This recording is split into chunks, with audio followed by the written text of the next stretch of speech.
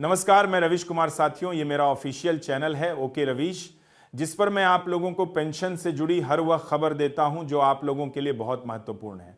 और अगर अभी तक आपने इस चैनल को सब्सक्राइब नहीं किया है तो इस चैनल को जल्दी सब्सक्राइब कर लें। चलिए वीडियो शुरू करते हैं। आज हम एक बेहद गंभीर और महत्वपूर्ण विषय पर बात करने के लिए एकत्र हुए हैं। यह विषय सिर्फ एक खबर नहीं है, यह करोड़ों उम्मीदों, दशकों के संघर्ष और उस भरोसे का सवाल है जिसे बार बार तोड़ा जाता है। हम बात कर रहे हैं ईपीएस 95 पेंशन धारकों की, उन वरिष्ठ नागरिकों की जिन्होंने अपना पूरा जीवन इस देश के निर्माण में लगा दिया और आज वे अपने मौलिक अधिकारों के लिए, एक सम्मानजनक पेंशन के लिए दर दर की ठोकरें खाने को मजबूर हैं। लेकिन आज की हमारी चर्चा की शुरुआत एक कड़वे सच से होगी, एक ऐसा सच जिसे आप हर रोज अपने मोबाइल फोन पर देखते हैं लेकिन शायद समझने से कतराते हैं। मैं बात कर रहा हूं उन यूट्यूब चैनलों की, उन तथाकथित खबरों की जो हर दूसरे दिन आपको एक ऐतिहासिक जीत का झुनझुना पकड़ा देती हैं। बड़ी खुशखबरी, सरकार ने लिया बड़ा निर्णय, कल से मिलेगी बढ़ी हुई पेंशन, ऐतिहासिक फैसला पेंशनरों की हुई बल्ले बल्ले। ये वह सुर्खियां हैं जो आपके जख्मों पर मरहम लगाने का नाटक करती हैं, लेकिन असल में वे आपके संघर्ष को कमजोर कर रही हैं। हमने यह बार बार देखा है और यह एक बहुत ही पीड़ादायक चलन बन गया है। हमारे बुजुर्ग पेंशनर्स जो पहले से ही आर्थिक और मानसिक तनाव से गुजर रहे हैं, वे इन झूठी खबरों के जाल में आसानी से फंस जाते हैं। वे इन वीडियो को देखते हैं, उन्हें साझा करते हैं और कुछ पलों के लिए एक झूठी तसल्ली हासिल कर लेते हैं। लेकिन जब महीने के अंत में उनके बैंक खाते में वही मामूली सी पेंशन राह छी आती है तो उनका दिल टूट जाता है। यह हो क्या रहा है? ये एक बहुत बड़ा खेल है। कई चैनल सिर्फ और सिर्फ व्यूज और पैसे कमाने के लिए आपको बरगलाने का काम कर रहे हैं।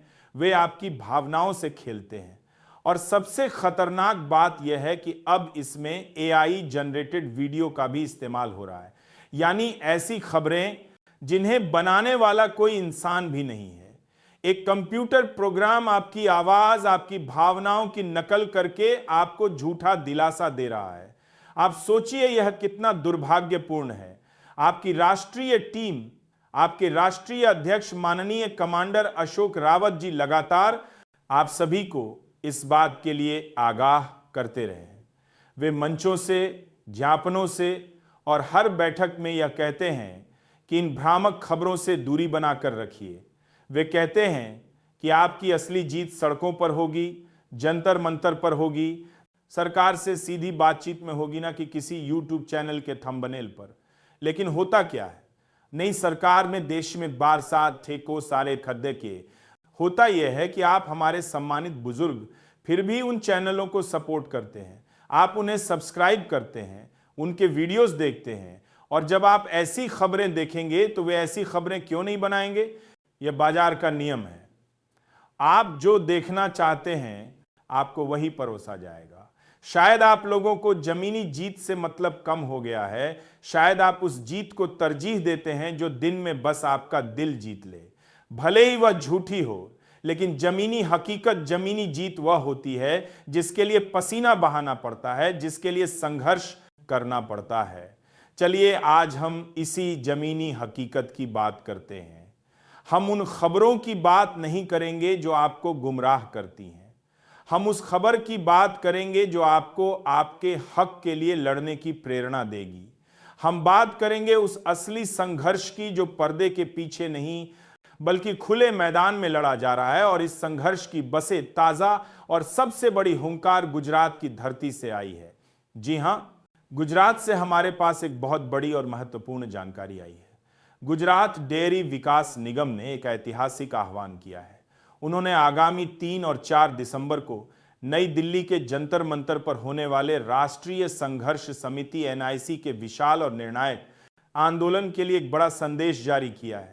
यह संदेश सिर्फ एक निगम का संदेश नहीं है, यह गुजरात के लाखों पेंशनरों की अंतरात्मा की आवाज है।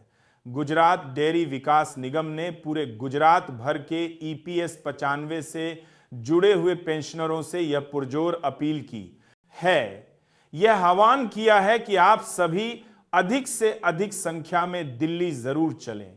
नई दिल्ली का जंतर मंतर जो इस देश में विरोध और न्याय की आवाज का प्रतीक है, वह 3 और 4 दिसंबर को एक बार फिर ईपीएस 95 पेंशनरों के महासंग्राम का गवाह बनने जा रहा है।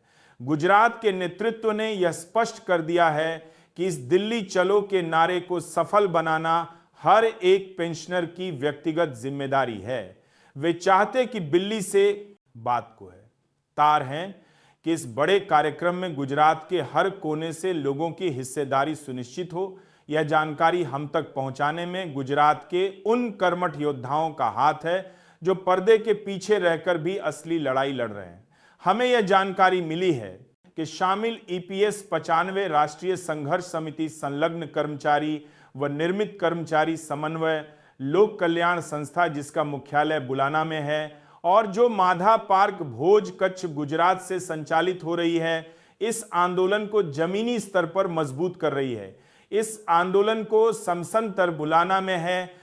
पूरे अभियान का नेतृत्व गुजरात में श्री RSC पटेल जी और श्री BK चौहान सर कर रहे हैं। यह वे नाम है जो गुजरात में ईपीएस 95 पेंशनरों के लिए किसी प्रेरणा से कम नहीं है। हमारे चैनल की तरफ से हम इन दोनों महाअनुभवों को, इन दोनों बुजुर्ग योद्धाओं को सलाम करते हैं, उन्हें धन्यवाद देते हैं। क्यों? क्योंकि यह वह लोग हैं जो खुद बुजुर्ग हैं। वे खुद अस्वस्थ हो सकते हैं, उन्हें खुद चलने फिरने में तकलीफ हो सकती है, लेकिन उनके जज्बे में कोई कमी नहीं है। वे इस उम्र में भी इतने एक्टिव हैं, इतने सक्रिय हैं कि वे ना केवल खुद दिल्ली जाने की तैयारी कर रहे हैं, बल्कि पूरे गुजरात के पेंशनरों को उत्साहित कर रहे हैं, उन्हें प्रेरित कर रहे हैं। यह एक बहुत बड़ा कार्य है। यह सिर्फ एक आंदोलन नहीं है, यह एक यज्ञ है जिसमें वे अपनी ऊर्जा की आहुति दे रहे हैं। उन्होंने जो संदेश भेजा है वह हर पेंशनर को पढ़ना चाहिए। उन्होंने लिखा है, नर्म निवेदन सह प्रयास, श्रद्धा, विश्वास, संपर्क, संकलन, सहकार, सहयोग और समर्थन से चल रहा है। पेंशन का यह शुभ कार्य सबका साथ, सबका काम, हम सबका हक पेंशन के न्याय के लिए यह आखिरी मौका है। इस पंक्ति पर गौर कीजिए, यह आखिरी मौका है। या शब्द इस आंदोलन की गंभीरता को दिखाते हैं या वे आगे लिखते हैं तो हम सब संगठित बनकर आदरणीय माननीय राष्ट्रीय अध्यक्ष श्री कमांडर अशोक रावत सर की तरफ से मिला जो संदेश है वह 3/125 और तारीख 4/125 को दिल्ली के जंतर मंतर मैदान पर गुजरात राज्य के सभी जिलों के तमाम डिपार्टमेंट के नेतागण, सदस्यगण और पेंशनर्स भाइयों और बहनों, आप सब लाखों से अधिक संख्या में चलें। दिल्ली जाना बहुत बहुत जरूरी है। उन्होंने आगे लिखा, तो चले हम सब मिलकर दिल्ली जाने की तैयारी का आयोजन करें। आभार सरसी पटेल प्रांतीय अध्यक्ष और BK चौहान प्रांतीय सचिव गुजरात राज्य राष्ट्रीय ईपीएस 95 सेवानिवृत्त वृद्ध पेंशनर्स परिवार संगठन समाधान समिति मादा पार कच्छ गुजरात। यह सिर्फ एक पत्र नहीं है, ये एक आह्वान है। ये उन लोगों का आह्वान है जो खुद चलने में शायद असमर्थ हो, जो खुद अस्वस्थ हो, लेकिन उनका दिल और उनका जज्बा आपसे और हमसे कहीं ज्यादा मजबूत है। वे एक मिसाल कायम कर रहे हैं। वे यह संदेश दे रहे हैं कि अगर हम इस अवस्था में भी दिल्ली चलने का मादा रखते हैं तो आप क्यों नहीं। गुजरात के तमाम जिलों से जुड़े हुए पेंशनर्स जो अभी भी घरों में बैठकर सिर्फ बड़ी खुशखबरी वाले वीडियो का इंतजार कर रहे हैं, उन्हें इस संदेश से प्रेरणा लेनी चाहिए। यह बहुत अच्छी जानकारी है कि लोग अब खुद एक दूसरे को प्रोत्साहित कर रहे हैं, एक दूसरे का हाथ पकड़कर आगे बढ़ने का संकल्प ले रहे हैं। यह जमीनी हकीकत है, यह जमीनी जीत की तैयारी है। लेकिन यह लड़ाई सिर्फ गुजरात या दिल्ली तक सीमित नहीं है। इस लड़ाई की असली ताकत, इसका धैर्य, इसकी तपस्या हमें महाराष्ट्र के बुल्ढाना में देखने को मिलती है। जी हां, 14 नवंबर 2025 दिन शुक्रवार यह तारीख इतिहास में दर्ज हो चुकी है। एनएससी मुख्यालय बुलढाना महाराष्ट्र में माननीय जिलाधिकारी कार्यालय के सामने जो ईपीएस 95 पेंशन धारकों का श्रृंखला अनशन चेन हंगर स्ट्राइक चल रहा है, उसने एक और मील का पत्थर पार कर लिया है। इस अनशन आंदोलन के 6 वर्ष पूर्ण हो चुके हैं। जी हां, आपने सही सुना, 6 साल, और यह 7वें वर्ष में प्रवेश कर चुका है।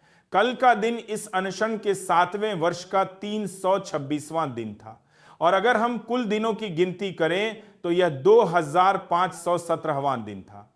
517 दिन, जरा इस आंकड़े की भयावहता को समझिए। ये कोई आम धरना नहीं है, ये एक तपस्या है। 6 साल से अधिक समय से हर रोज बिना रुके, बिना थके पेंशनर्स वहां अनशन पर बैठ रहे हैं। धूप हो, बारिश हो, ठंड हो या कोई त्योहार हो, उनका संघर्ष नहीं रुका। यह है असली जीत, यह है असली संघर्ष। वह ऐतिहासिक फैसले वाले वीडियो बनाने वाले कभी आपको यह हकीकत नहीं दिखाएंगे, क्योंकि इसमें टीआरपी नहीं है, इसमें सनसनी नहीं है, इसमें है तो सिर्फ त्याग, बलिदान और धैर्य कल के इस ऐतिहासिक दिन, यानी 2,05,117वें दिन राष्ट्रीय संघर्ष समिति लातूर के नेता श्री एजाजुर रहमान जी, जो विशेष रूप से छत्तीसगढ़ से इस अनशन में भाग लेने आए थे, उन्होंने इस अनशन की कमान संभाली। उनके साथ श्री पी.डब्ल्यू. सगाले जी और श्री आर.वी. सेडगे जी ने भी इस श्रृंखला अनशन में भाग लिया। यह देखिए संघर्ष की एकजुटता। छत्तीसगढ़ से चलकर एक नेता महाराष्ट्र के बुल्ढाना में अनशन करने पहुंचता है। यह दिखाता है कि यह लड़ाई किसी एक राज्य की नहीं, बल्कि पूरे देश के पेंशनरों की है। इस अनशन के बाद एनएससी की टीम ने एक बार फिर अपनी परंपरा को निभाते हुए माननीय बुल्ढाना जिलाधिकारी जी के माध्यम से माननीय प्रधानमंत्री जी के नाम का एक ज्ञापन सौंपा। यह ज्ञापन सिर्फ एक कागज का टुकड़ा नहीं है, यह उन 7 दिनों की पीड़ा, आशा और मांग का प्रतीक है। यही खबर अंग्रेजी में भी प्रसारित की गई। EPS 95 pensioners chain hunger strike agitation at NSC headquarter Buldhana Maharashtra in front of honourable district collector office 6 years completed and 326 day of the 7th year total 2057 day NSC leader Mr. Ejaz ur Rahman ji from Chhattisgarh, Mr. P.W. Sanghale ji and Mr. R.V. says JE are fasting in today's chain hunger agitation. The memorandum addressed to the Honorable Prime Minister through Honorable Collector Buldhana handed over by NSC team. तो हमारे पास ये 2 बहुत ही महत्वपूर्ण और असली खबरें थी। एक तरफ गुजरात जो दिल्ली में होने वाले महासंग्राम के लिए हुंकार भर रहा है, और दूसरी तरफ बुल्ढाना जो पिछले 6 सालों से भी अधिक समय से इस लेवल लड़ाई की लौ को जलाए हुए हैं। गुजरात से जुड़े हुए पेंशनर्स लगातार प्रयास कर रहे हैं कि उनके यहां से हर जिले से तमाम पेंशनर नई दिल्ली के जंतर मंतर मैदान पर पहुंचे। वे एक दूसरे को प्रेरित कर रहे हैं, संसाधन जुटा रहे हैं और यह सुनिश्चित कर रहे हैं कि 3 और 4 दिसंबर को दिल्ली में गुजरात की आवाज सबसे बुलंद हो। अब अंत में मैं आप सभी लोगों से, जो भी इस वीडियो को देख रहे हैं,